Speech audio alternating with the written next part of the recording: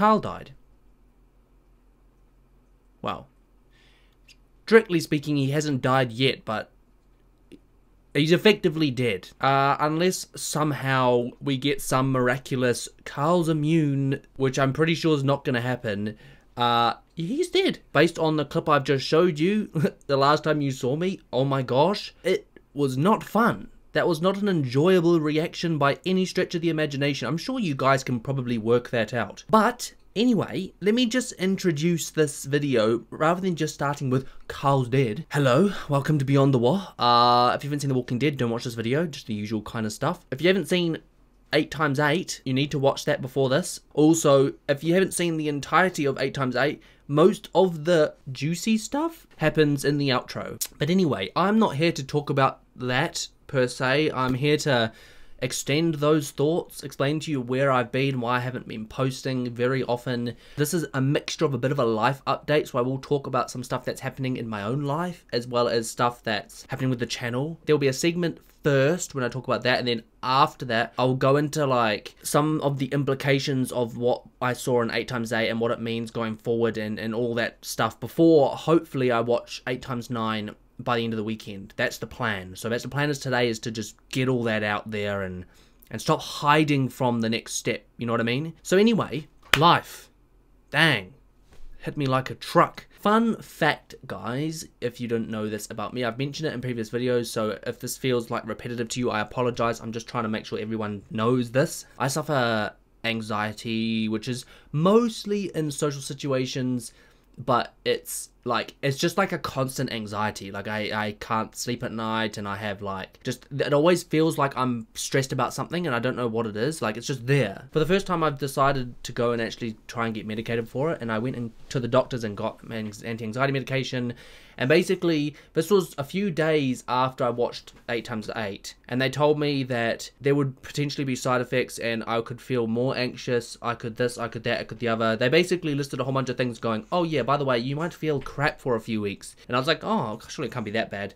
Oh my days. I basically said, hey buddy, you're not that guy. And he basically said, hey, I am that guy. The anxiety medication wiped me off my feet. I kid you not. Didn't sleep for the first few days properly. I overslept when I finally went to sleep. Was feeling more anxious. Like I started grinding my teeth, which is new for me. So my jaw was all sore. Like I was tired. I was all over the place. I was basically in no position to film videos. Like by the time I'd like gone to work, come home, I started like, I had binge eating issues. I've actually put on a bit of weight. Whatever made me feel good, whatever dopamine hit I'd get, I'd take it. So basically no position to record, hence why you're only hearing from me today. I recorded one episode of Telltale and it felt good to record it, but then there was like no, how do I describe it? Like I had no motivation to do anything after that. I struggled to edit it, like it took me, I was procrastinating. It was a nightmare. So anyway, I basically said to myself, okay, Daniel, you can have a week. Your followers are going to understand if you don't post 4 or 5 videos in a week for a week or 2. They're not going to mind. So I was like, okay, fine,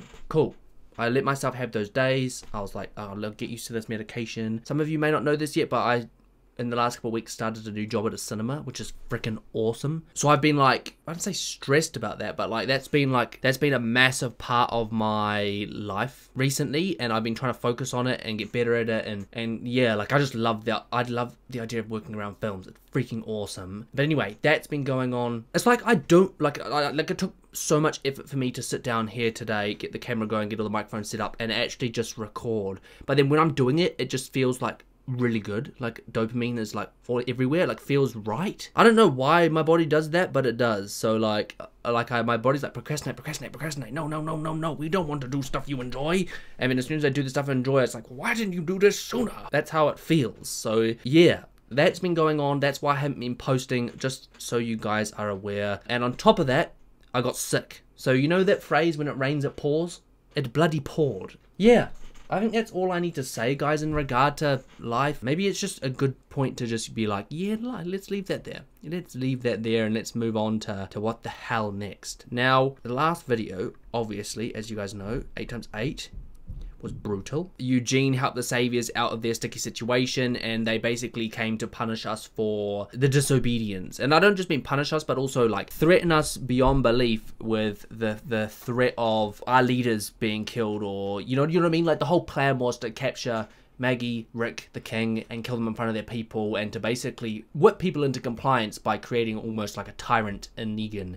That was the last resort, I thought, and that's kind of what was manifesting. Obviously, Carl's last act is to save Alexandria. I know Alexandria is destroyed, but to save its people, because, you know, like Thor's quote, it's not the place, it's the people. And his last act is to do that. So we are currently hiding up underneath Alexandria. They don't really know where we are. I kind of get the feeling like they're not going to get to know where we are. Like, we're just going to wait it out. Because I think they presumed we ran to the forest. We might just have to wait for an opportunity and then leave. Hopefully we can regroup with Hilltop, and I don't know. The point is we're safe. Well, except Carl, and it still breaks my heart. I know the next episode's also gonna suck. Bloody hell, what an arc his character, man. What a freaking arc his character has had. Single-handedly saving the people of Alexandria is like, that's not a small feat by any means. That's why I'm blown away by it. So easy in that position just to be like, oh, I'm dead. But he chose to make sure that in his dying moments that he was protecting the people he loves and cares about, and also trying to foster a future. And you know how it was always like, oh, it's not about Rick, it's not about Michonne, it's about Carl, and it's about everyone beneath, everyone to come, it's about a future. Like, I think I didn't expect Carl to see that like that, but he sees it so clearly, if not more clearly than anyone, which is so amazing to me. Like I said, I'm not going to go much into that because that's only going to get me more upset. The whole point, yeah, we'll go into the implications anyway of Negan successfully counterattacking us, taking control of the kingdom. He's currently got the king. Well, that's not completely true. They've kind of got the king, but Morgan is there. And my hope is that Morgan can save the king, and then he doesn't have any of our leaders. And obviously then we've got Maggie basically sending them a threat going, we're making our stand whether you like it or not. So this has all turned into something that none of us really wanted. There's a new dark element that's just been pushed into it. I don't know, that's what it feels like to me at least. Like, it feels that much more threatening. Yeah, moving forward, I guess it's just about regrouping, and I don't even know. Like, the problem is, right, is like, we went from being in a position of power. Can you guys hear that rain?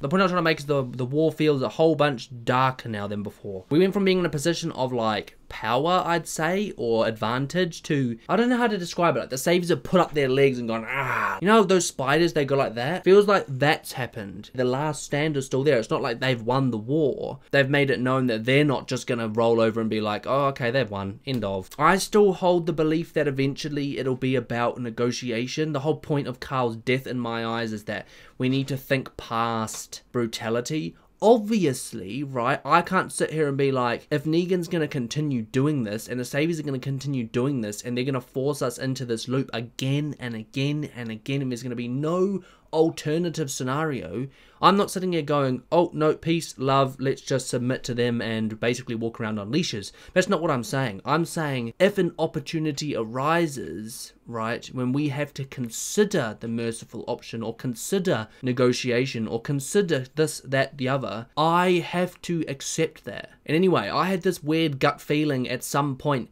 because we've taken out such a large portion of the Saviors, there's going to be a threat that threatens all of us. So that was my theory, was like, what could bring everyone together? Because obviously, you've just lost Rick's compliance with Carl dying. I know that Carl's death is supposed to signify like mercy and a way forward, but I genuinely feel like it's going to break Rick into wrath. I think so. I mean, maybe not. Maybe I eat my words and maybe he just completely naturally doesn't snap here. But I see a snap, right? I see a snap coming, and like it being very, very hard to convince him of an alternative way, right? I don't see Carl's death as being a step forward, at least straight away, but in the long term, yes, I think Rick will look at Carl's death and go, I think it'll influence his way of thinking 100%, but immediately I'm not going to assume that. My bet is like eventually something's going to happen. This war's going to continue. It's going to be brutal. More people will die. Negan will still be an asshole. Rick will still fight. It'll just continue and go round in circles, and Dwight will still help, and Eugene will still help Negan, and it'll just keep going round and round and round, and then eventually I have this weird feeling like there's going to be a threat that comes about that's bigger than either of us, and we need to sort of fight it together. Saviors and survivors alike, and that's going to be what eventually brings the groups together, right? It may not bring Rick and Negan together. It may never bring Rick and Negan together. Maybe like the group majority turn around and go, we're not doing this anymore. We're not fighting each other because of two visions that like we have our own collective vision. Just because say like Negan's vision and Rick's vision are different, people might turn around and go, we're not fighting for that. We've got our own vision. And then eventually I think leadership collapses. Negan won't be in charge. Rick might not be in charge. Do you know what I mean? Like I kind of get the feeling like something like that's going to happen. The groups are going to come together, and then there's going to be the need for Negan, which currently exists because he controls these people, will disappear. And as I said, I think Negan's more sane than the governor, for example. I think if Negan's purpose becomes pointless, he's not just going to be butthurt about that. Like, he's not going to be like, oh damn, I need to come up with some revenge arc and be like, I need to go and become a murderous psychopath. I don't think that's what he would do. I think if he realizes and goes, oh damn, so maybe they don't need me anymore for what they needed me for, he's not just going to keep doing this. Like, at the end of the day, I think I underestimated his purpose and his drive. I underestimated it completely. I think that'll be the thing that stops him. So yeah, anyway, that's my little theory anyway. Like I kept saying, I have this weird vision of like Rick and Negan being stuck together. In Attack on Titan, without spoiling anything, there's a point when like two sets of people end up being forced to sort of be around each other, and a couple of them punch up each other, and like obviously at first it's aggressive and they don't trust each other and this, that, the other, but then eventually the more they're around each other, they actually start to talk about what's going on, life, the plan. They start to talk about things. I have this weird vision of that happening to Rick and Negan, so eventually them being forced to just talk, learning about each other, in the same breath learn about Negan. Just this weird thing that I've been theorizing. But anyway, he still pissed me off, by the way. You would have heard me say in that last episode that during my outro breakdown I kept saying, it's like I can't be mad at him because he's retaliating to us destroying his home, right? So he's come to return the favor. It's hard for me to like justify why we did it and then not justify why he did it. Do you see where I'm coming from? It's really hard for me to, like, I think ultimately the way he did things and the way he got us on the horse in the first place is so messed up, and you know, the way he does a bunch of things is messed up, but then at the end of the day there are a lot of things that he does which are just mirror images of what we've done. Do you know what I mean? So it's really, really complicated, and I was feeling a little bit in myself going, far out.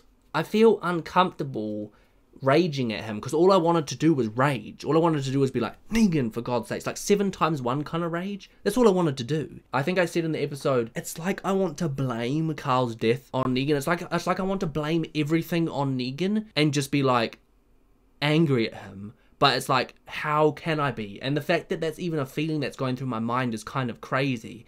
But the more I think about, it's because of the Saviors, man. It's because we got Dwight, and it's because we've seen some of the other people in the Saviors compound that it's hard for me to accept that it's just good versus evil. Because at the end of the day, it's not really, right? It's group being led by one person versus group being led by another person, and like you can't view everyone in either group as the same. There's just one thing or one way. So like with all of that developing and blah blah blah blah blah, I think that's what's kind of crazy is I can't stop thinking about a positive outcome like Carl's been preaching, but then not just for the group, but then I can't stop thinking about Negan's arc. My brain tells me eventually he will get one. At first I remember thinking, nah, he's just a villain. Is anyone really just a villain in the show? We haven't really had someone that's just sick for the sake of being sick, eh? Oh no, okay, I take that back. We've had people that are messed up, but like, I'm talking like Governor level, Negan level, Dawn level.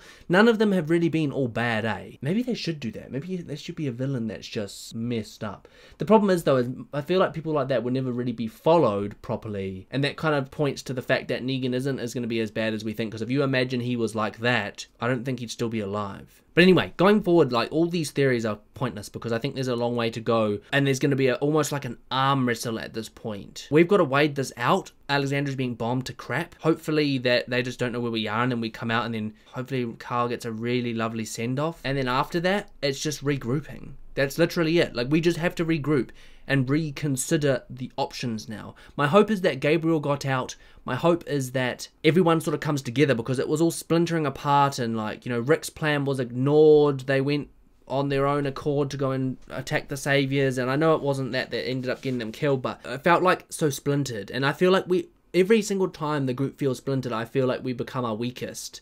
So I think it's about time that everyone comes together. We kind of got it in 8x1, but then it's like, didn't last very long. I think also because of the differing opinions and the Saviors being kept alive and blah, blah, blah, blah, blah. But the point is now, it's got to be, we have to come together. If the Saviors are going to force this on us, again, there has to be a last stand. But it's like, how do we avoid it? That's going to be my next question. How do we avoid catastrophe? And the other thing as well is, Carl's gonna be gone. So like, I also had this weird theory that Negan would be almost sympathetic to that. Because you know how when Carl said, oh, kill me, like I'm the one that, you should kill me if you want to stop this, kill me. I kind of have a feeling like Negan on the spot would have thought to himself, you know what, that would probably be the most effective thing to break Rick. But I don't think he wanted to kill Carl. I don't think he would have killed the kid, right?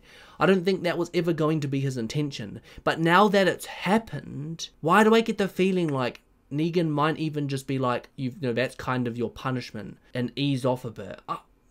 I don't know. Maybe I'm being way too optimistic with him. But anyway, guys, I think I need to wrap this up, guys. Yeah, the point is, come together. Now we need to get out of the bloody sewers, get through whatever this next episode poses, and then I think whatever like manifest of this last stand is going to come to the end of season 8. That's my gut feeling. But yeah, I don't think this Beyond the War has been massively informative. It hasn't had questions. That's why it's had no format. But yeah, anyway guys, I hope you enjoyed Telltale that came out the other day. I hope and pray that this comes out alongside 1 or 2 other videos for the weekend, guys, and I hope you guys enjoy that too. I apologize to anyone that has been waiting, especially to the new people that perhaps join specifically for more videos. I apologize if that's what you've come for. I will do my very, very best to start to post more often, and we will see. You know, my fingers are crossed and my toes too. But yeah, that is all from me, guys. As ever, this has been Dan. Thanks for watching, and I'll catch you in the next one.